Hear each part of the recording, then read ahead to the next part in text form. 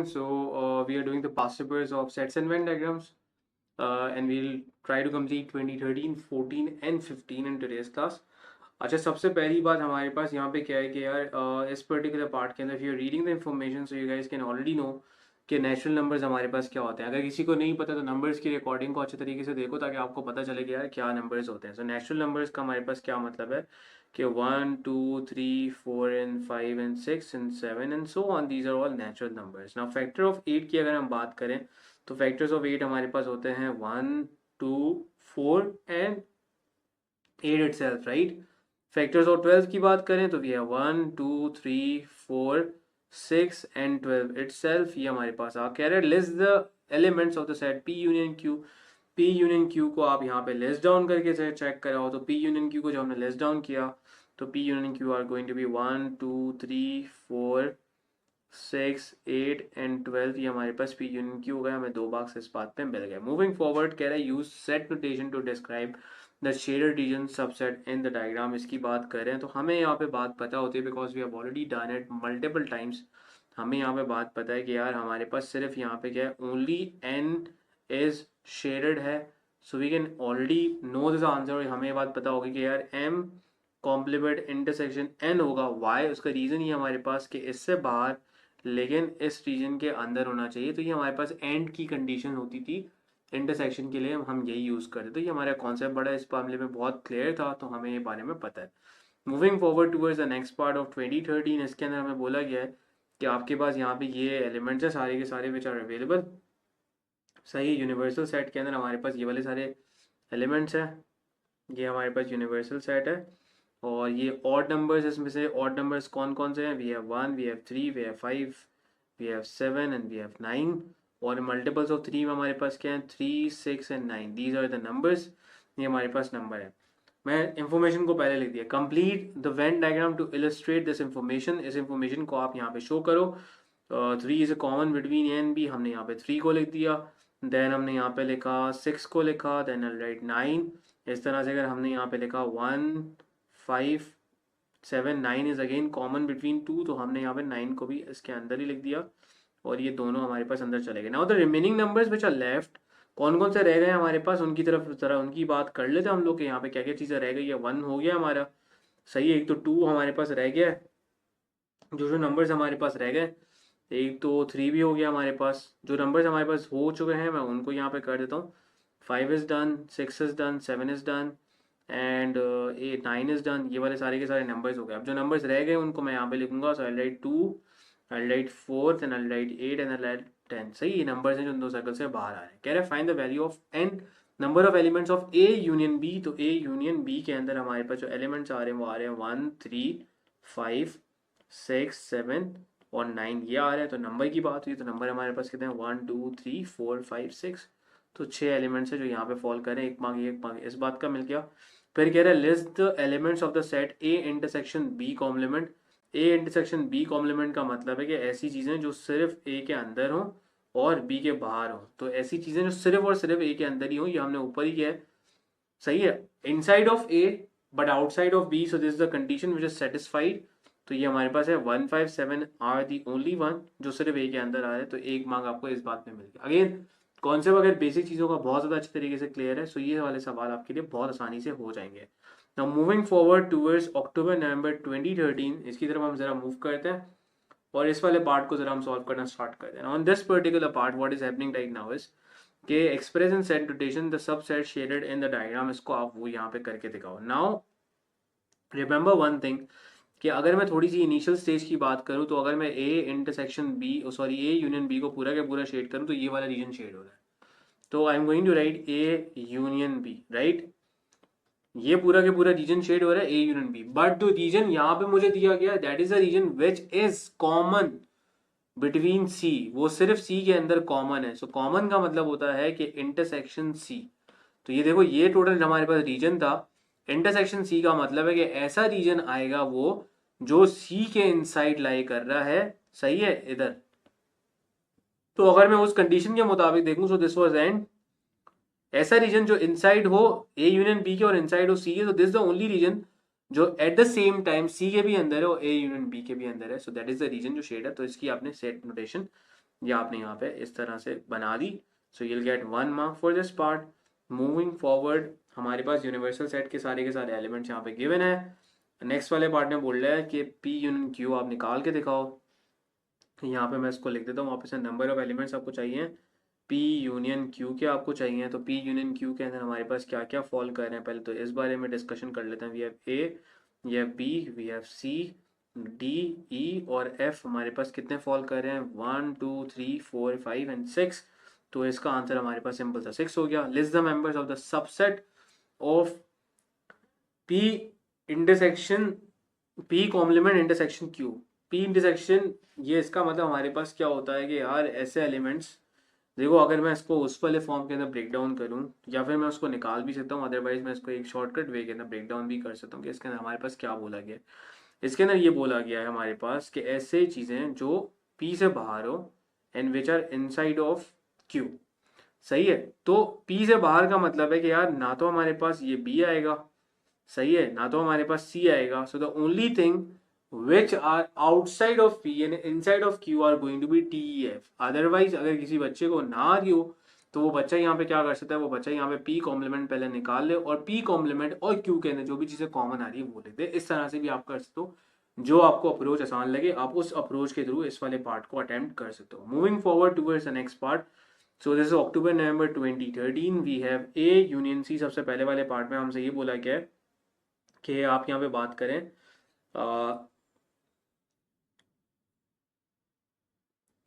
Okay, so this is October November 2013, we are doing it right now. हमारे पास ये वाला था अक्टूबर नवंबर 13 का, ये वाला सवाल हो गया हमारा, this was done and this is October November 13 and this is 14। 1 second guys।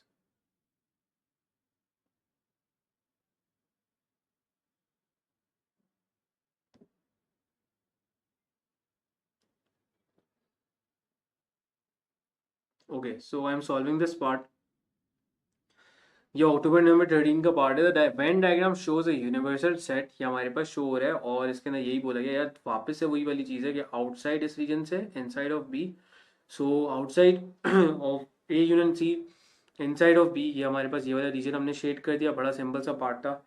Now moving forward towards this part, इसको बोला गया express in set notation in a subset shaded in the diagram. तो obviously if you are looking at this particular part तो automatically originally जो ये shade हुआ होगा ये पूरा शेड हुआ होगा।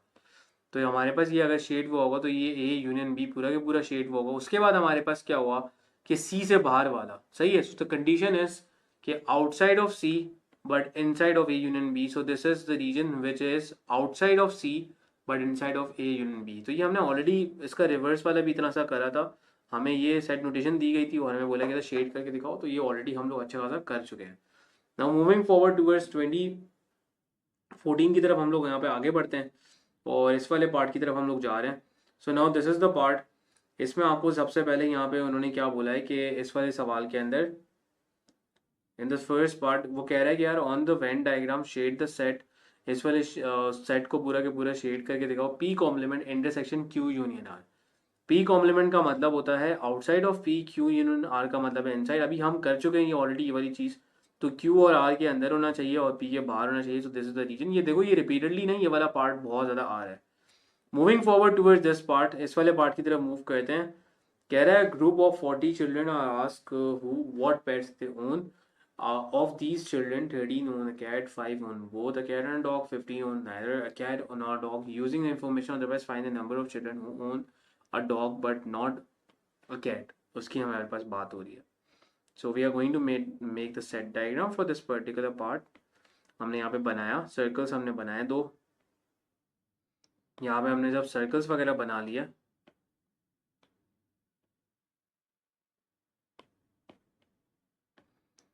सो this is the information which is given to us. ये हमारे पास ये रहा, हमने यहाँ पे लिखा कैट है हमारे पास और देन हमारे पास है डॉग। क्या क्या इन्फॉर्मेशन गिवन है हमारे पास उसको ज़रा फिल आउट करते हैं। 5 लोग हैं जो दोनों ओन करते हैं, तो 5 यहाँ पे लिखा, 13 ओन अ कैट, तो 13 minus 5 and that is going to be equals to 8। ये हमारे पास 8 आ गया और बोल गया एंड 15 15 लोग हैं जो कुछ भी ओन नहीं करते, तो डॉग की इंफॉर्मेशन हमें नहीं गिवन, तो मैं डॉग के लिए ले लेता हूँ कि डॉग की हमारे पास है x, तो ये आ गया हमारे पास x, तो ये हो गया x minus 5 using a Venn diagram, otherwise find the number of children who own a dog, but so only dog आपस में निकालना है, ओनली डॉग के लिए आगे हम वर्किंग करते हैं। So if I am going to add these all values, ये सारी की सारी वैल्यूज ऐड होने के बाद ये जो हमारे पास इक्वल होंगी वो इक्वल होंगी 40 के, राइट। ये सारी की सारी वैल्यूज हमारे पास किसके इक्वल होंगी, 40 के। 8 plus 5 plus x minus 5 and plus the outsider value which is 15 right now, ये हमारे पास दोनों आपस में कैंसिल आउट हो गए, और 15 प्लस x हमारे पास ये हो गया 23, और ये हो गया हमारे पास 40 minus 23, so I can easily get the value of dog, और डॉग वाले की वैल्यू हमारे पास इस वाले पार्ट के अंदर आ जाएगी 17 आ जाएगी, right. So this is the value which I already got, ये हमारे पास वैल्यू 17 आ गई एक्स की। अब हमें यहाँ पे निकालना था कि उन्होंने बोला था कि find the number of children who own a dog but not a cat, so इसका मतलब है कि दे वर टॉकिंग अबाउट कि ओनली डॉग कितना आया, तो ये x माइनस 5 है हमारे पास, 17 में से 5 माइनस किया, सो विल गेट 12, ये हमारे पास 12 इसका आंसर आ गया। So again said and Venn diagrams के अंदर आप ये पूरा बनाओगे तो आपके लिए बहुत आसानी से ये वाले पार्ट्स इजीली वे के अंदर सॉल्व होने लग जाएंगे, आपको इस वाले पार्ट्स के अंदर प्रॉब्लम नहीं होगा। Now moving forward towards this part, इस वाले पार्ट की तरफ हम लोग मूव करना स्टार्ट करते हैं। Now in this part the whole information is given to us, और इस वाले पार्ट के अंदर हमें यहाँ पे गिवन है कि x is an integer value जो हमारे पास यहाँ से यहाँ तक आती है, तो I am going to write each and every single number 5 6 7 8 9 10 11 12 13 14 15, ये सारे के सारे नंबर्स हमने यहाँ पे लिखे। मल्टीपल्स ऑफ 3 का मतलब है हमारे पास you have 3 is not included, you have 6, you have 9 and then you have 12, ये वाले नंबर्स हैं हमारे पास, और 15 भी हो गया। फैक्टर ऑफ 60 के अंदर हमारे पास यहाँ पे आ जाएंगे, you have 5, you have 6, then you have 10, then you have 12, and factors of 60 के अंदर हमारे पास यहाँ पे 15 भी फॉल आउट करेगा। तो ये हमने नंबर्स लिख दिए। X is a prime number कौन कौन से हैं, 5 है हमारे पास, 7 है, and then you have 11, then you have 13, so these are the prime numbers which are available to you। कह रहा है number of A intersection B intersection C, तीनों में से क्या क्या चीज़ें कॉमन है वो आपने लिखनी है। सो तीनों में से क्या क्या चीज़ें कॉमन है उन्हें जरा हमने लिखना स्टार्ट किया, तो हमें नजर आया कि तीनों में से क्या चीज़ें कॉमन है, 6 यहाँ आ रहा है, 6 यहाँ आ रहा है, बट 6 यहाँ नहीं आ रहा, 5 यहाँ आ रहा है, 5 यहाँ आ रहा है, so there is no number which is common in between them, so obviously कोई भी चीज़ हमारे पास तीनों में जो आ रही है वो नहीं है, क्योंकि 12 भी 2 में है, 15 भी 2 में है, लेकिन तीनों में कोई भी चीज़ कॉमन नहीं आ रही, जो ऐसा कोई नंबर हो तीनों में ही आ रहा हो, so I will be writing 0। Next वाले पार्ट में ए यूनियन बी कॉम्प्लीमेंट की बात करी गई, तो ए यूनियन बी कॉम्प्लीमेंट के अंदर का मतलब हमारे पास क्या था कि ऐसी चीज़ें आप लिखो जो ए और बी के अंदर ना आ रही हो।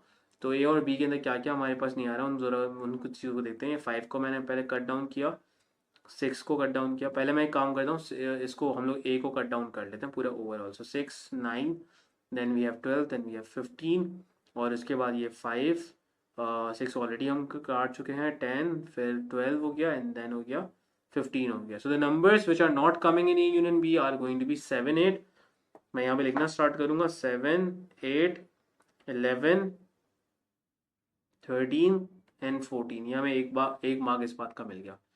आगे मूव करते हैं टुवर्ड्स द नेक्स्ट पार्ट। कह रहे हैं number r is chosen at random from universal set, find the probability that r belongs to A intersection B, r belong करता है ए इंटरसेक्शन बी। तो ए इंटरसेक्शन बी पहले निकाल देते हैं कि ए इंटरसेक्शन बी हमारे पास है क्या क्या, ताकि हमारे पास सारी की सारी रेलेवेंट इंफॉर्मेशन पहले आ जाए। तो ए इंटरसेक्शन बी के अंदर we have 6, then we have 12 and then we have 15, so 3 elements which are of a intersection B। तो अगर R बिलोंग करता है इंटरसेक्शन B को तो उसको है 3 टोटल हमारे पास, जो 5 से लेकर 15 if you count the number of elements 1 2 3 4 5 1 2 3 4 5 6 7 8 9 10 11 1 2 3 4 5 6 7 8 9 10 11 11 है, तो 3/11 is the probability। number of favorable outcomes divided by total number of outcomes, ये होता है हमारे पास। given that D is a proper subset of B, this sign stand for proper subset, और D is a proper subset of C also, C का भी proper subset है और B का भी proper subset है। find D की बात करो। प्रॉपर सबसेट का मतलब ये होता है दोनों का ही प्रॉपर सबसेट है, तो इसका मतलब ये है कि भाई ऐसा कोई एलिमेंट होगा जो बी के अंदर भी फॉल कर रहा होगा और सी के अंदर भी ऑटोमेटिकली फॉल कर रहा होगा। There is only one thing, which is common between B and C and which is right now 5। तो अगर ये प्रॉपर सबसेट बनना है तो हमारे पास ये ऑब्वियसली किसके अंदर फॉल कर रहा है, 5, और हमारे पास यहाँ पे ये आ रहा है। तो अब वो कह रहा है कि यार आप डी की वैल्यू निकाल के देखो और डी हमारे पास है क्या एक्चुअल के अंदर, और डी के अंदर हमारे पास एक ही एलिमेंट आ रहा है, कोई दूसरी चीज़ तो कॉमन है नहीं जो सी में भी आ रही हो जो बी में भी आ रही हो। सो डी हमारे पास क्या हो सकता है, 5 हो सकता है। सही है, तो डी के लिए हमने यहाँ पे 5 लिख दिया। We will get 1 mark for this particular part. So we are done with this part also. अब moving forward towards the next part, next वाले पार्ट की तरफ जरा हम मूव करना स्टार्ट करते हैं। नेक्स्ट वाले पार्ट के अंदर इट्स अ डिटेल्ड वन, और इस वाले सवाल के अंदर मैं आपको ये पूरा का पूरा सवाल सॉल्व कराता हूँ। Okay, so this belongs to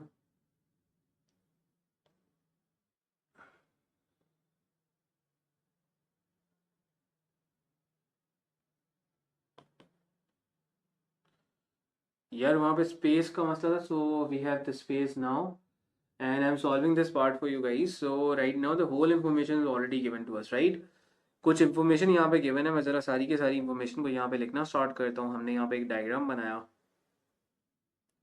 ताकि उसके थ्रू मैं इन्फॉर्मेशन को लिखना स्टार्ट करूँ। So I'll draw the circles.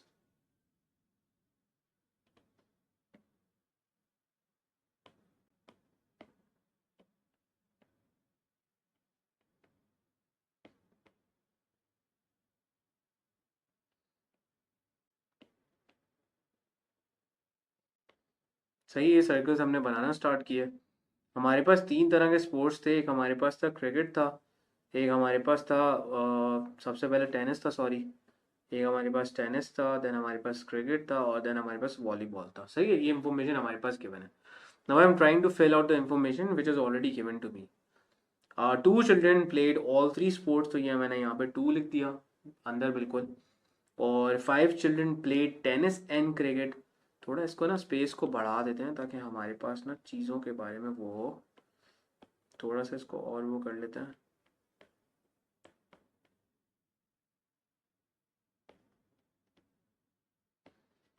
So this is 2, और टेनिस ये 2 वाला हमारा हो गया।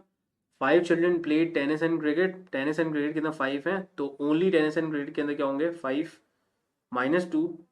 सो I will get this value as 3, ये वाली वैल्यू हमारे पास 3 आ जाएगी।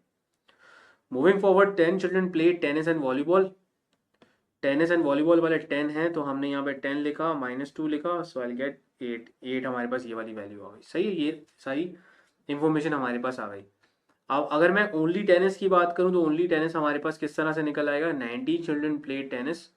तो अगर मुझे ओनली टेनिस चाहिए तो ओनली टेनिस हमारे पास निकल आएगा। मैं 19 में से माइनस कर दूं 3 -2 -8, ठीक है। So this is going to be, ये आपके पास हमारे पास होगा 6। सो ओनली टेनिस की हमारे पास वैल्यू हो गई 6। So we are done with this part also, ठीक है। यहाँ पे प्रॉब्लम ये है हमारे पास कि एक प्रॉब्लम हमारे पास ये है कि सबसे पहले वाले पार्ट, मैं अभी सारे पार्ट्स की तरफ नहीं देख रहा, हमें क्रिकेट एंड वॉलीबॉल का नहीं पता कि यार उसके अंदर हमारे पास कितने हैं। तो मैं यहाँ पे कहता हूँ कि एक्स जो है ना वो हमारे पास है प्लेड क्रिकेट एंड वॉलीबॉल, ये वाले बच्चे हमारे पास हैं एक्स। तो अगर ये वाले बच्चे एक्स है तो ये होगा हमारे पास x-2। सही है, इस तरह से ये वाली इंफॉर्मेशन भी आ गई। अब if I want to figure out the value of only cricket, तो ओनली क्रिकेट वाली वैल्यू के लिए हमारे पास क्या होगा कि क्रिकेट के अंदर वी हैव टोटल ऑफ 34, जिसमें से मैं माइनस कराऊंगा 3 2 और x-2 को। सो 3 माइनस कराया, 2 माइनस कराया, और x-2 हमने कराया। So this going to be 34 -3 -2 -x+2, ये कैंसिल आउट हो गया, और ये हमारे पास आ गया 31 -x। ये हमारे पास ओनली क्रिकेट की वैल्यू आ गई, दिस इज 31 -x। अच्छा, वॉलीबॉल वाले की वैल्यू हमारे पास क्या आई, तो ओनली वी की हमारे पास सेम वे के अंदर will do the working. So we have the information, the 23 students हैं, 23 से हमने स्टार्ट लिया, -8 -2 -x-2, this will become 23 -8 -2 -x+2, ये यहाँ से कैंसिल आउट हो गया, और this is going to be 15 -x। ये हमारे पास ये इंफॉर्मेशन आ गई कि दिस इज 15 -x। सही है, यहाँ तक हमारा सारा काम सॉर्ट हो गया। Now moving forward towards the next thing, we need to figure out कि यार यहाँ पे x की वैल्यू क्या आ रही है। तो अगर x की वैल्यू के लिए हमें फिगर आउट करना है तो हमें सारी की सारी वैल्यूज ऐड करानी पड़ेगी, ये और ये और ये, इनकी इक्वेशन फॉर्म करनी पड़ेगी। तो लेट्स फॉर्म दिस इक्वेशन। इनकी ज़रा इक्वेशन फॉर्म करते हुए इसको पूरा सॉल्व कराते हैं और एक्स की वैल्यू यहाँ से निकालते हैं। तो मैं ज़रा यहाँ पे इनकी इक्वेशन फॉर्म कर रहा हूँ। 6 + 8 + 2 + 3, ये हो गया 6 + 3, ये हो गया हमारे पास +31 - x + x - 2 एंड +15 - x।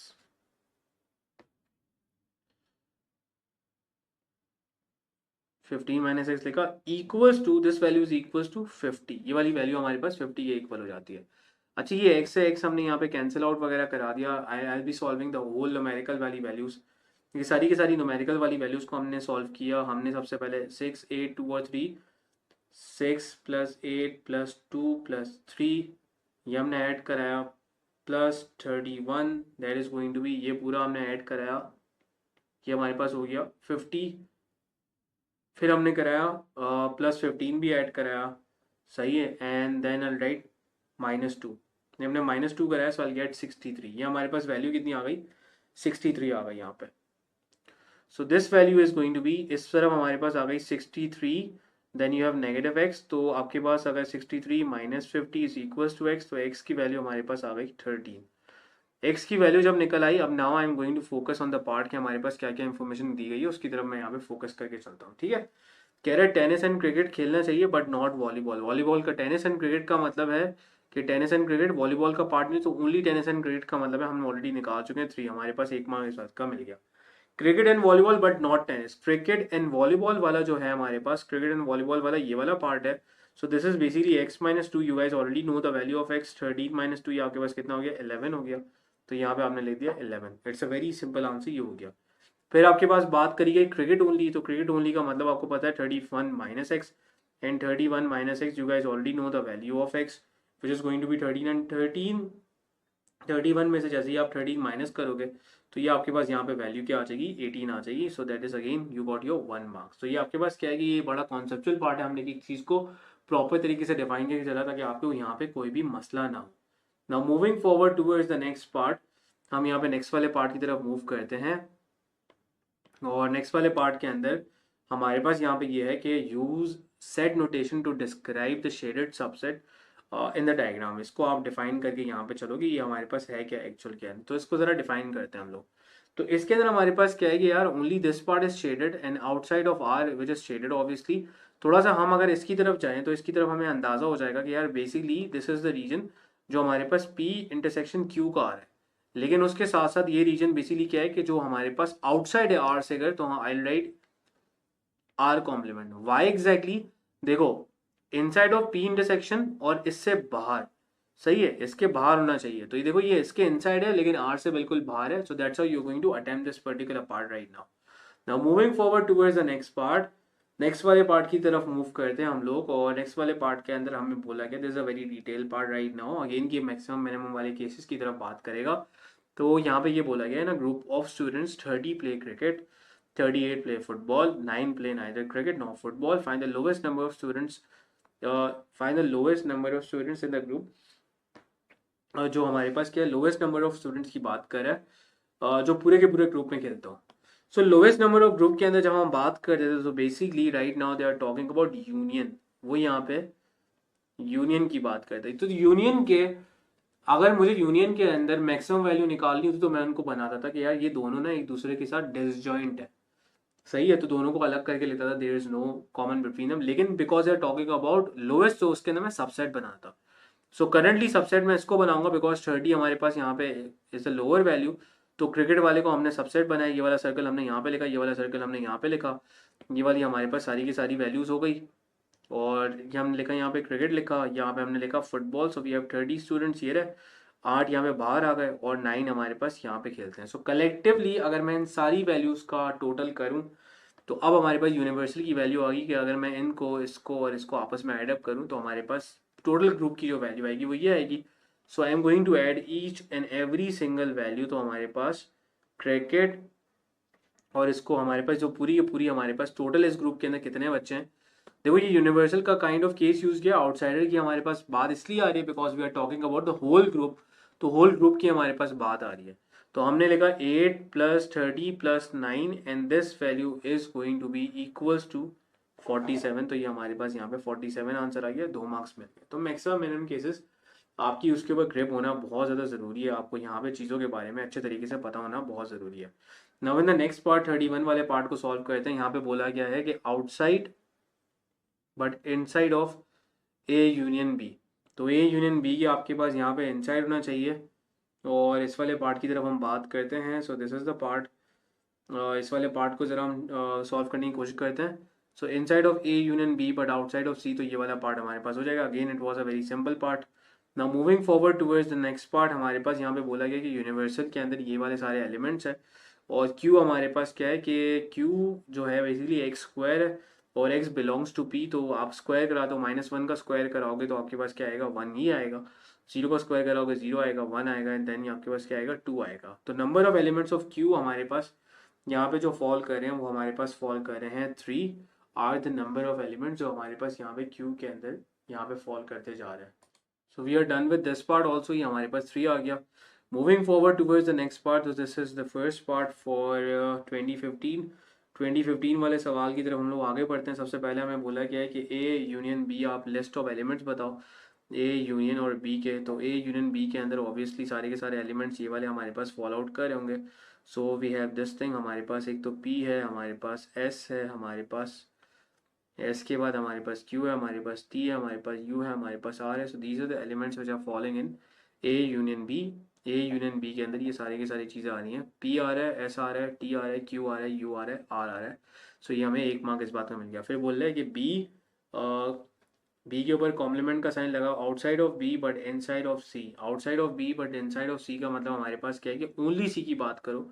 तो ओनली सी के अंदर हमारे पास ये वाली चीज़ें आ रही है, ये देखो मैंने, या फिर आप लोग निकाल लो, या तो आप वहाँ पे जो डायग्राम की हम शेडिंग किया करते थे हमने उस वाली अप्रोच से कर देखा कि उस वाली अप्रोच से अगर हमारे पास क्या बोला गया, तो ऐसी चीज़ें जो सिर्फ सी के अंदर आ रही हैं और बी से बाहर हो। So that is basically S N V, ये हमारे पास है एस एन वी ही only thing which are following inside of this. तो ये वाला पार्ट भी हमारे पास हो गया। Okay, moving forward towards the next one. Next वाले पार्ट के अंदर हमारे पास this is the last, second last page. इसको ज़रा देख लेते हैं हम लोग कि इसमें हमारे पास क्या बोला गया। सबसे पहले बोला गया A intersection B union C. Union C का इंटरसेक्शन बी का मतलब है कि यार हमारे पास इस वाले पार्ट की बात हो रही है और उसके बाद हमारे पास इसका मतलब होता था ऐड हो जाना। तो ऐड हो जाने का मतलब ये होगा कि हमारे पास इसके अंदर आप पूरा सी वाले को भी शेड करोगे तो सी वाला भी पूरा के पूरा साथ में आपके पास ऐड हो गया। So this is the complete figure which is going to be now shaded one. तो ये हमारे पास एक पार्ट इस वाले पार्ट का आ जाएगा। Moving forward towards this part, use set notation to describe the subset shaded. इसको आप डिस्क्राइब करो, ये जो सेट नोटेशन के अंदर आपके पास यहाँ पे ये हो रहा है, सही है। यहाँ पे हमने ये देखा कि E is the only region which is shaded right now, D union F वाला शेडेड नहीं है। तो ऐसा रीजन हमारे पास आएगा जो इनसाइड ऑफ ई हो, सही है, इनसाइड ऑफ ई हो, लेकिन डी यूनियन एफ से बाहर हो। सो देखो हमारे पास इसके इनसाइड हो लेकिन डी एफ से क्या हो, बाहर हो। तो this is the region which is suppose to be shaded right now. ये वाला रीजन हमने पूरा के पूरा यहाँ पे शेड कर दिया।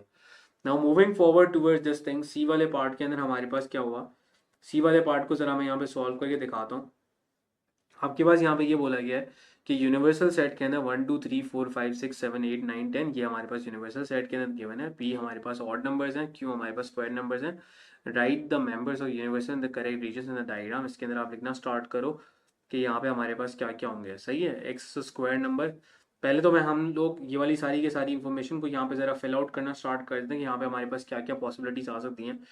ऑड नंबर है तो ऑड नंबर है 1 3 5 7 9, ये रहा।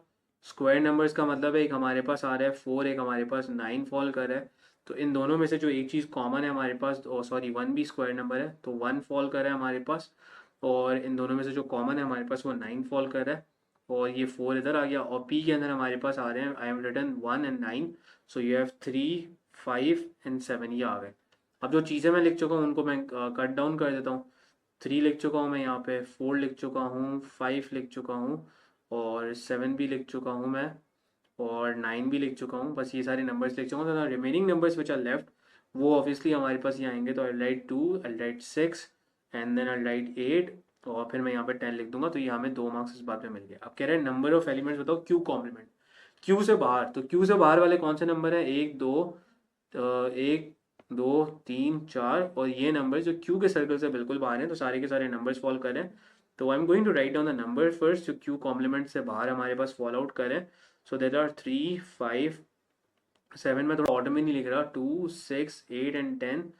तो ये होंगे 1 2 3 4 5 6 7। तो हमने लिखा नंबर ऑफ एलिमेंट्स कितने 7 होगा। कह रहा है number m is chosen at random from universal set, find the probability that m is a member of p intersection q complement। तो ये inside of p but outside of q। तो inside of p और outside of q का मतलब है कि इस reason की बात कर रहा हूँ। so we are talking about, इसका मतलब है कि we are talking about 3 5 7। तो ये जो हमारे पास टोटल मेंबर्स है वो हमारे पास है 3। टोटल हमारे पास जो वहाँ पे नंबर ऑफ हमारे पास एलिमेंट्स दिए गए हैं वो हमें दिए गए, if you count the number of elements which is 10, तो इसकी प्रोबेबिलिटी आ गई 3/10, which is again a very scoring part. अगर किसी बच्चे की प्रोबेबिलिटी वगैरह क्लियर नहीं है तो प्रोबेबिलिटी वगैरह हम आगे जाके पढ़ेंगे, तो उसकी वाले पार्ट्स फिलहाल स्किप कर देना और उसे मार्क करके रख देना कि ये वाले पार्ट्स हम लोग नेक्स्ट वाले उसमें ज़रूर करेंगे।